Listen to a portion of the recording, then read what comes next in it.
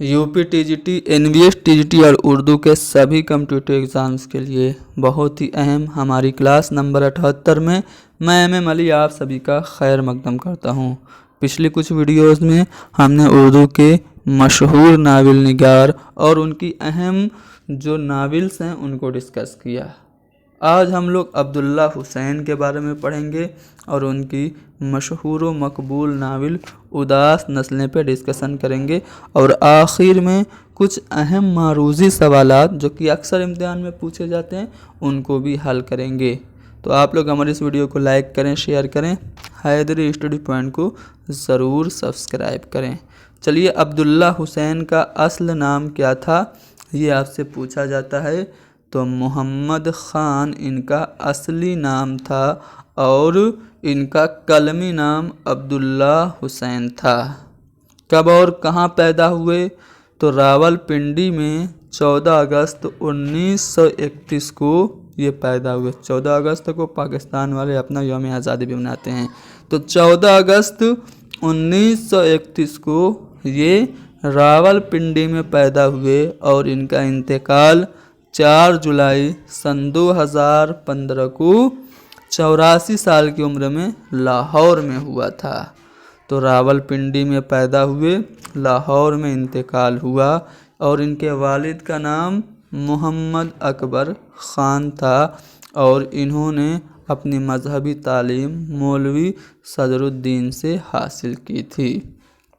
जो अहम point exam के पॉइंट ऑफ व्यू से इम्पोर्टेंट हैं वो मैं आपको बता रहा हूँ। अब्दुल्ला हुसैन ने अपनी अदबी ज़िंदगी का आगाज़ किससे किया?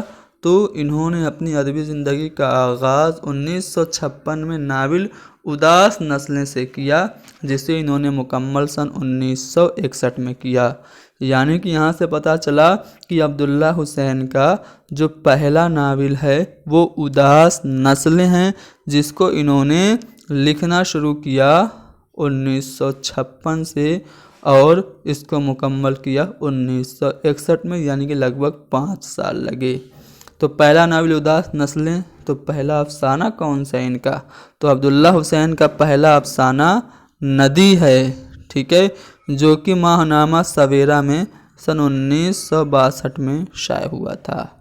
अब्दुल्ला हुसैन के कारनामों की बात करें तो इनके 4 अफसानवी मजमूए हैं।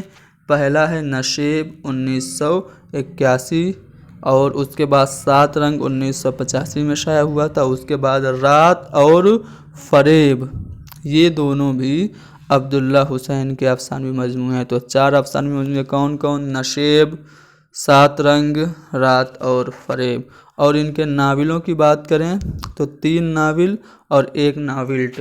3 नावल उदास नस्लें 1963 में शाया हुआ इनका पहला नावल, बाग 1982 में और नादार लोग 1986 में। इसके अलावा इन्होंने नाविल्ट कैद भी 1989 में लिखा था। इनको पाकिस्तान का आदमजी अदबी अवार्ड 1963 में मिला उनके नावल उदास नस्लें पर। अब उदास नस्लें से मुताल्लिक़ कुछ अहम सवालात भी आप लोग देख लीजिए, अहम पॉइंट देख लीजिए जो कि सवालात की सूरत में आपसे पूछे जाएंगे। तो उदास नस्लें अब्दुल्ला हुसैन का पहला नावल है, जिसे उन्होंने दाऊद खैल के क़याम के दौरान 1956 में लिखना शुरू किया और 1961 में मुकम्मल किया, यानी कि 5 बरस लगे इसको मुकम्मल करने में। और ये पहली बार किस रिसाला में और कब शाये हुआ? तो उदास नस्लें पहली बार नया इदारा से, ठीक है, 1963 में शाये हुआ था और इसका अंग्रेज़ी में तर्जुमा हुआ किस नाम से? The weary generation. किसने किया? खुद अब्दुल्ला हुसैन ने। अब्दुल्ला हुसैन ने खुद ही उदास नस्लें का अंग्रेज़ी तर्जुमा द वियरी जनरेशन, इसका आप हिंदी या उर्दू ट्रांसलेट करेंगे तो यही निकल के आएगा उदास नस्लें, या जो आपकी बहुत जो दुखी जो आपके पीढ़ी है वो इसका तर्जुमा आएगा वियरी जनरेशन का। तो वियरी जनरेशन के नाम से उदास नस्लें का तर्जुमा अब्दुल्ला हुसैन ने 2000 ईस्वी में किया था। उदास नस्लें जो है ये पहली जंग अज़ीम से फर्स्ट वर्ल्ड वार से लेकर के मुत्तहदा हिंदुस्तान के मुश्तरका कल्चर, यानी कि जब हिंदुस्तान तकसीम नहीं हुआ था, पाकिस्तान और बांग्लादेश वगैरह सब हिंदुस्तान का हिस्सा थे, उसके मुश्तरका कल्चर, जद्दोजहद आज़ादी और सानिया जलियांवाला बाग जो 13 अप्रैल 1919 को हुआ था, जलियांवाला बाग हत्याकांड, उसके कर्बनाक मंजर से होते हुई तकसीम हिंद के अफसोसनाक वाक़यात पर यह मुश्तमिल है।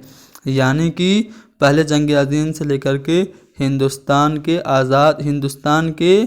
आज़ाद और तकसीम होने तक ये नावल इतने दौर पर, इतने ज़माने पे मुश्तमिल है।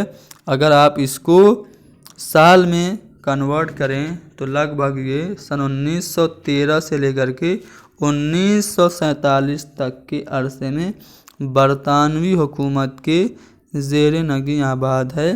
बकौल देवेंद्र इस्सर, उदास नस्ल हिंदुस्तानी तारीख़ की एक अहम दौर 1913 से 1947 को पेश करती है। यानी नावल के वाक़यात का फैलाव 1913 से 1947 तक है। अब यहाँ पे कहाँ की तस्वीर पेश की गई है इस नावल में, तो उदास नस्ल में पंजाब के देहातों की तस्वीर बड़ी हुनरमंदी से पेश की गई है। और नावल उदास नस्ल की कहानी रोशनपुर गांव से शुरू होती है जो दिल्ली और पंजाब के सरहद पर वाक़ है। अच्छा, उदास नस्लें नावल का इंतसाब अब्दुल्ला हुसैन ने किसके नाम लिखा था? अपने अब्बा जान मरहूम के नाम लिखा था। तो उदास नस्लें जो नावल है उसके बारे में आपने जान लिया। इसके कितने अबवाब हैं पूछा जाता है, कई बार पूछा जा चुका है कि नावल उदास नस्लें कितने बाब पे मुश्तमिल है, तो 4 अबवाब पे मुश्तमिल है।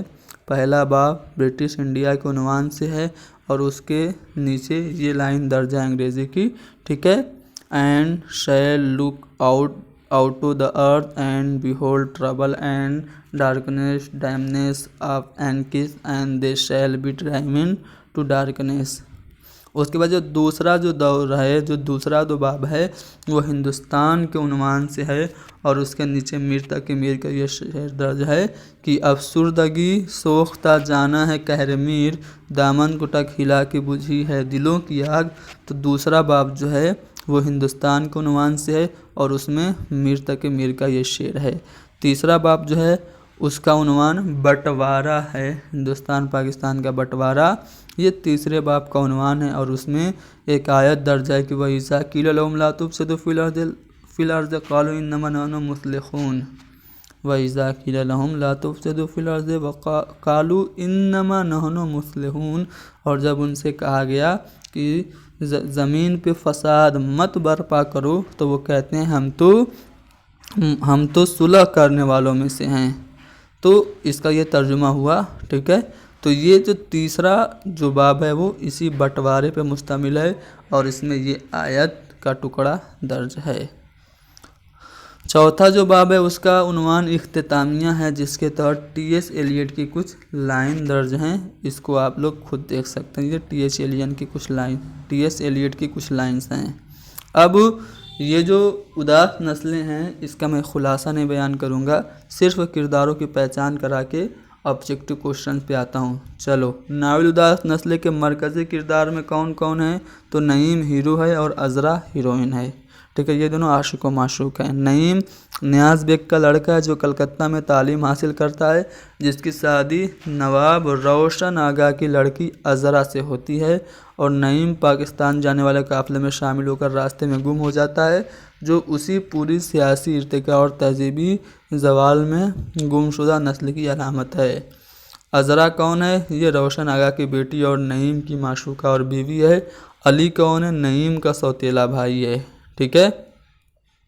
आयशा कौन है? अली की बीवी है। और रोशन आगा जो हैं ये परवेज़ और अज़रा के बाप का नाम है और ये मशरक़ी तहज़ीब की अमीन और रोशनपुर का जागीरदार है, जिसे कमांडर कर्नल जॉनसन की जान बचाने के एवज़ में जागीर मिली थी। तो रोशन आगा इसने बचाई थी किसकी जान? कर्नल जॉनसन की। परवेज़ रोशन आगा का बेटा है और जागीरदार ख़ानदान का नुमाइंदा किरदार है जो पाकिस्तान जाकर अपना मुकाम हासिल कर लेता है। अयाज बेग ये नईम का चचा है जो नईम की परवरिश करता है और उसे तालीम के लिए कलकत्ता ले जाता है। नजमी अज़रा की बहन, रोशन आगा की छोटी बेटी, खालिद की महबूबा है, इंटर की तालबा और मुसव्विर है जो आखिर में मसूद से मोहब्बत और शादी करती है। खालिद नजमी का आशिक है जिससे नजमी मोहब्बत करती है। मसूद जिससे नजमी की शादी होती है और जिसका ताल्लुक़ शहर के मुतवस्सित तबके से मिडिल क्लास फैमिली से था। शीला ये जो है दहशतगर्द गिरोह की एक अछूत लड़की है जिससे नईम मोहब्बत के बगैर जिनसी इख्तिलात करता है और जो नईम को दहशतगर्दों के गिरोह से निकालती है। नियाज़ बेग रोशन आगा का दोस्त है, नईम का बाप और रोशनपुर का एक किसान है जिसका ताल्लुक़ मुग़लों की आखिरी नस्ल से है। महेंद्र सिंह रोशनपुर का किसान है। डॉक्टर अंसारी जो दिल्ली में नईम का इलाज करता है उसका नाम डॉक्टर अंसारी अनीसुर्रहमान पार्लियामेंट्री सेक्रेटरी है। मदन एक अछूत है जिसकी बहन शीला है। और बानो कौन है? ये तकसीम हिंद के बाद जब शीला पाकिस्तान जाती है तो बानो बन जाती है और नईम के सौतेले भाई अली से शादी कर लेती है। तो इस तरह से आप लोगों ने जो किरदारों की पहचान है वो देख ली। अब हम आते हैं इससे मुतल्लिक़ सवालात पे। जो पहला सवाल है वो कुछ नावल दिए गए हैं, उनकी ज़मानी तरतीब आपको बतानी है और ज़मानी लिहाज से कौन सी तरतीब दुरुस्त है। तो देखिए, नावल जो आग का दरिया है वो कब लिखा गया? तो आग के दरिया से पहले जो नावल लिखा गया वो कौन सा है? शौकत सिद्दीकी का है जो कि 1958 में लिखा गया। ठीक है। और आग का दरिया जो है वो 1959 में शाया हुआ। तो पहले खुदा की बस्ती होगा जो कि शौकत सिद्दीकी का है, 1958 में शाया हुआ। उसके बाद आग का दरिया 1959 में शाया हुआ। उसके बाद उदास नस्लें जो कि अब्दुल्ला हुसैन का है वो 1963 में शाया हुआ। ठीक है। और उसके बाद बस्ती जो है इंतज़ार हुसैन का वो कब शाया हुआ? तो बस्ती 1980 में शाया हुआ। ठीक है। बस्ती 1980 में। और फायर एरिया सबसे बाद में। ठीक है। फायर एरिया कब शाया हुआ? तो ये शाया हुआ सन 1994 में। तो इस तरह से 1958 में खुदा की बस्ती, 59 में आग का दरिया। ठीक है। उदास नस्लें 63 में और बस्ती 80 में और फायर एरिया 94 में। इस तरह से जो सही तरतीब होगी वो तीसरा वाला ऑप्शन हो जाएगी। आगे बढ़ते हैं। दर्ज बयानात को गौर से पढ़िए और सही बयानात को निशानजद कीजिए। चलिए इसको पढ़ के आपको सही जवाब देना है। अब्दुल्ला हुसैन को उदास नस्लें पर साहित्य अकादमी अवार्ड मिला। तो अब्दुल्ला हुसैन तो पाकिस्तान के रहने वाले थे तो उनको हिंदुस्तान का अवार्ड क्यों मिलेगा? ये बात गलत है। उदास नस्लें अब्दुल्ला हुसैन का आखिरी नावल है, ये बात भी गलत है। उदास नस्लें तो अब्दुल्ला हुसैन का पहला नावल है। अब्दुल्ला हुसैन को उदास नस्लें पर आदमजी अदबी इनाम से नवाजा गया। तो ये बात बिल्कुल सही है। अब्दुल्ला हुसैन को उनकी जो शाहकार नावल है उसके लिए सन 1963 में आदमजी अदबी अवार्ड से नवाजा गया। तो सी वाला पॉइंट बिल्कुल सही है। डी वाला जो जुमला है उसमें कहा जा रहा है कि उदास नस्लें की कहानी मुत्तहदा हिंदुस्तान के 1913 से लेकर के 1947 तक के दौर का अहाता करती है।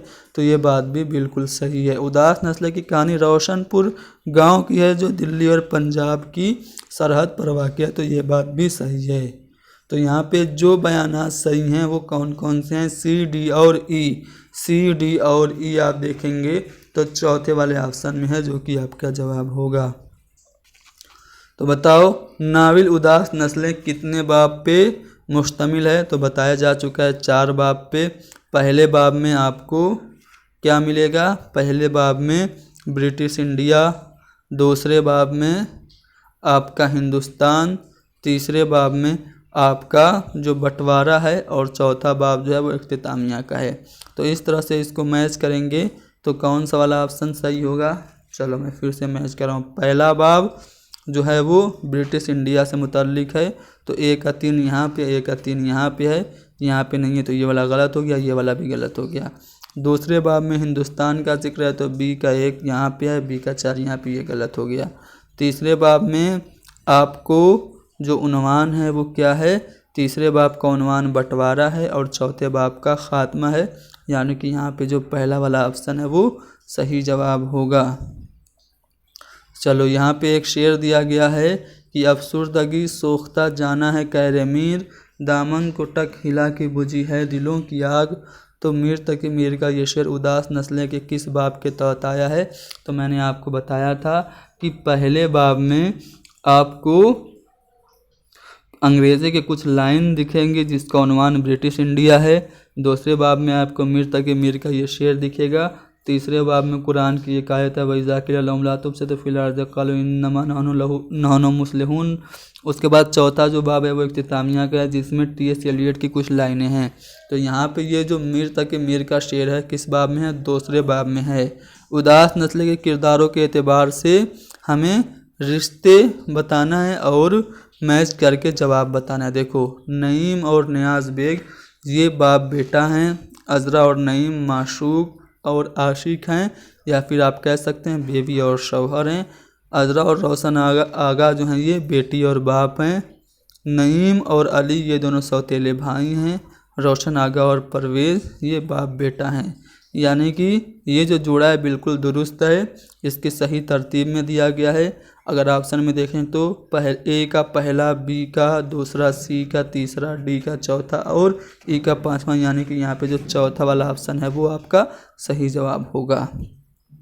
चलो यहाँ पे भी आपको किरदारों के एतबार से रिश्ते जोड़ना है और जवाब देना है।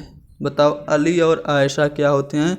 अली और आयशा बीवी और शौहर होते हैं। तो ए का 2 यहाँ पे है, ए का 2 यहाँ पे है, यहाँ पे ए का 1 है, ये गलत हो गया, यहाँ पे ए का 4 ये गलत हो गया। तो या तो पहला सही है या फिर दूसरा सही है। चलो अयाज़ बेग और नईम ये क्या हैं? चचा और भतीजा हैं। तो ए का 4, बी का 4 होगा, यहाँ पे भी बी का 4 है। नईम और अज़रा क्या हैं? तो नईम और अज़रा जो हैं ये बहनें हैं, ठीक है। नजमी और अज़रा, नजमी और अज़रा क्या हैं? नजमी और अज़रा बहनें हैं। तो यहाँ पे सी का 1 होगा। नजमी और रोशन आगा बाप बेटी हैं। मदन और शीला ये क्या हैं? भाई और बहन हैं। तो इस तरह से आपका जो दूसरा वाला ऑप्शन है वो सही होगा, ठीक है। नजमी और अज़रा बहनें, नजमी और रोशन आगा बाप बेटी, मदन और शीला जो कि अछूत होते हैं ये भाई बहनें हैं। तो यहाँ पे दूसरा वाला ऑप्शन सही जवाब है। तो यहाँ पे हमने उदास नस्लें से मुताल्लिक कुछ अहम सवालात भी हल कर लिए और अब्दुल्ला हुसैन से और उनके नावल से रिलेटेड कुछ अहम पॉइंट्स आपको बता दी। उम्मीद करता हूँ कि ये क्लास आपके लिए फ़ायदेमंद साबित होगी। इसको लाइक कीजिए, शेयर कीजिए, हैदरी स्टडी पॉइंट को ज़रूर सब्सक्राइब कीजिए। Thank you very much.